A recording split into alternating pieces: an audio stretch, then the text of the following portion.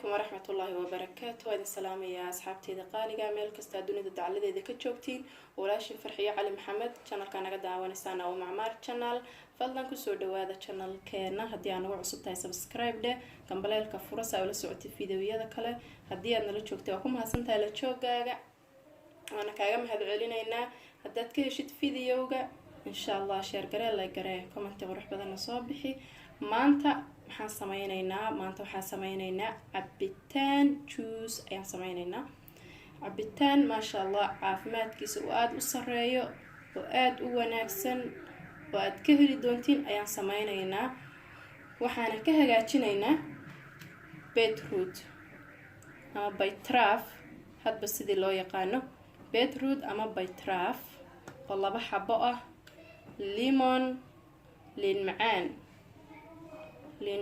oo laba xabo ah iyo sidoo kale passion oo asagana laba xabo ah passion kan wadankeena Soomaaliya oo laga heli jiray umaleyn maayo ma garanayo kulay anu kumaan arkin wadankeena intaan ka tagay laakiin beetroot-ka waa la helaa waxaan rabnaa marka inaan ka hagaajino laba xabo lemon laba xabo oo passion ah iyo laba xabo oo beetroot ah haddaba faa'iidooyinka ugu badan ee aan ka helayno cabitaankan muxuu yahay salahan haddaan soo qabano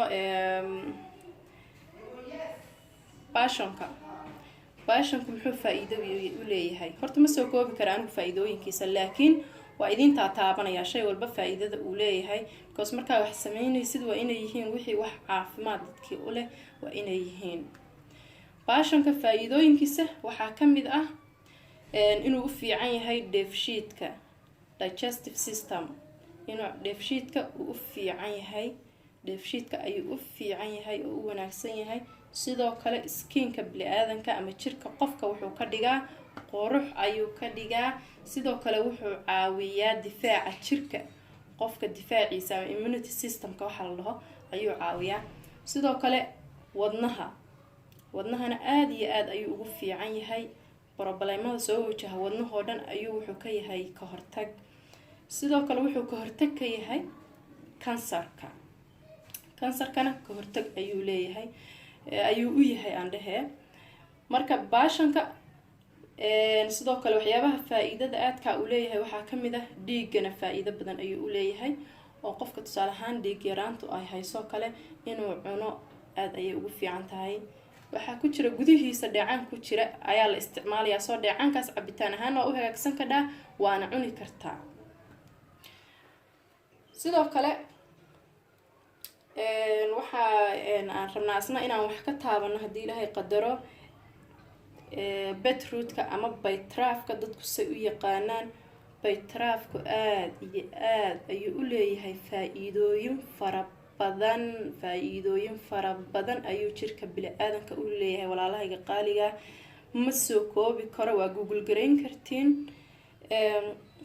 waxyaabaha ugu badan oo uu leeyahay waxaa ka mid ah sidoo wuxuu ka hortagaa weight loss-ka ama qofka in difaaciisa hoos u dhigo miisaankiisa uu hoos u dhaco ayuu ka hortagaa sidoo kale wuxuu ka hortagaa dhiigaagu inuu asagana hoos u dhaco sidoo kale wuxuu ka hortagaa blood pressure-ka ama dhiig karka ayuu difaac ka yahay oo ka hortagaa cholesterol-ka ayuu daawo ka yahay sonkorta ayuu daawo ka yahay energy baa laga helaa oo cabitaanka laga sameeyo beetroot-ka haddii aad mataqaana aad isticmaashid energy-gaaga kor ayuu u kacayaa indhaha ayuu caafimaad u leeyahay sidoo kale difaaca jirka vitamins iyo minerals baa laga helaa kala duwan sidoo kale qofka dhiigiisu hooseeyo aad iyo aad buu u caawiyaa sorry asxaabteyda hargab yar baa haya waxaa beebsanahay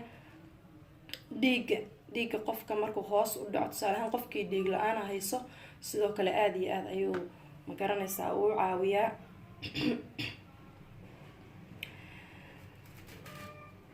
lemon tan waa laga wada dhirigsan yahay baan u malaynayaa limonta waxay caan ku tahay qofka markii dhiig la-aan ku dhacdo soo maaha markii la dhaho HB-gaagu 3 buu marayaa ama 4 buu marayaa markaas inta badan dadkeenu ay xasuustaan oo guriga laga soo buuxiyaa. qofkii dhiig la-aan baa ku dhacday, maxaa la dhihi jiray, keliyo iyo liin ha loo rukmo ya. ayada intaasayba caan ku tahayba. sidoo kale calool istaaga waxa weeyaan way qofka way ka caawisaa. sidoo kale hargabka qofka way ka caawisaa. waxay hoos u dhigtaa oo yareysaa oo reduce ku sameysaa blood pressureka ama dhiigkarka. waxay nadiifisaa jirka, qofkay nadiifisaa. dadka ama baaritaanada qeybo kamid a waxay sheegaan inay stresska xitaa yareyso. kolley dad hadday jiraan ay u cabeen commentiga ha noogu soo reebaan, laakiin waa sidaan baaritaanada qeybo kamid ama researchyada laga sameeyey limonta aniga aan ku arkay.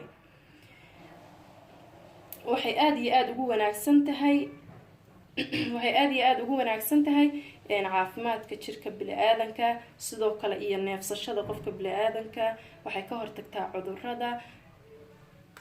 maxaadse ku xasuusanaysiin qofka markii dhig la-aan ku dhacdo in loola soo ordo bahashaan.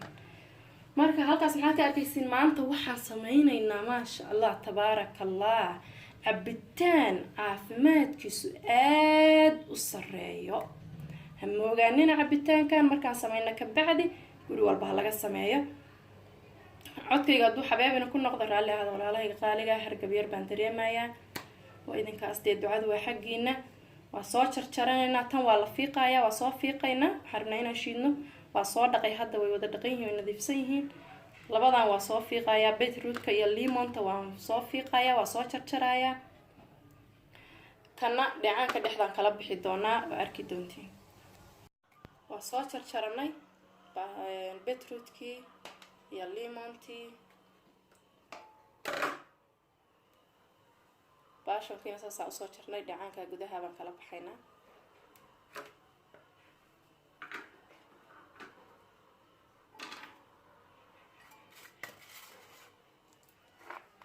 beetroodkii baan ku shubnay, limontii baan ku shubaynaa. sidoo kale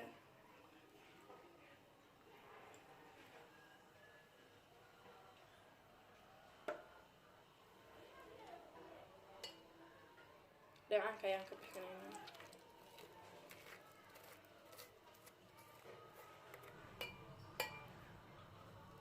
juice ahaanna waa loo samaystaa ama cabitaan ahaan. baashonka dheecaanka dhexda kaga jiraya mirahaas waana la cunaa.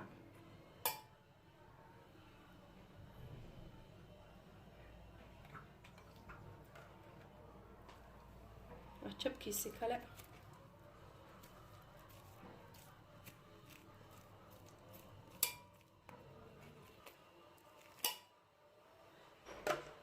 okay, xabadii kalena waa tanaa.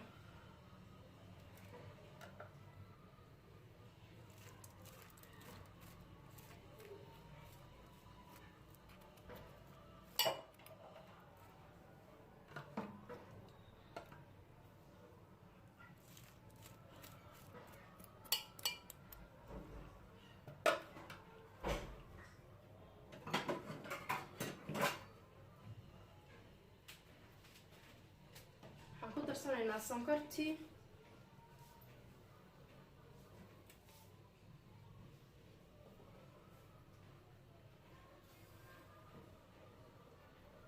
qiyaasta adig kugu filan adaa yaqaano.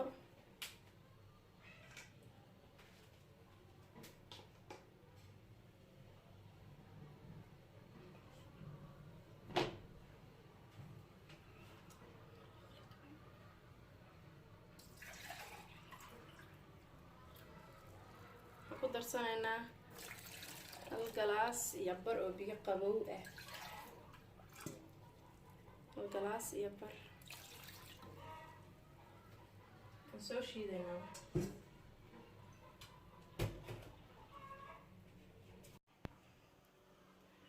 maasha allah tabaaraka allah. ujeedaan cabitaankeenii sida uu kusoo baxay. waxaan sameynaynaa waa soo meeraynaa hadda. maasha allah tabaaraka allah walaalahayga qaaliga sidaas ayuu kusoo baxay cabitaankeenii.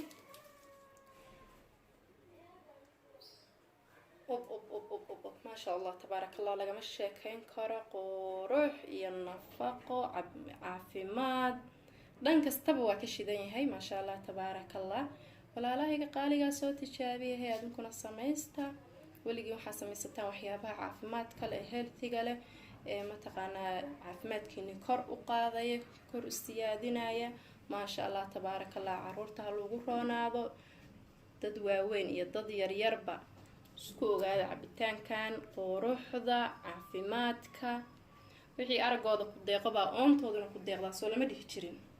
halkaasaa baad uga jeedaanba inuu shidan yahay maasha allah tabaarakallah. waa idinkaas dee walaalahayga qaaliga ma rabo videoga inaan aada idinku sii dheereeyo. haddii aad ka heshid videogan uu ku qanciyo please like dheh, share garee, asxaabtaada la wadaag si ay iyaguna u faa-iideystaan.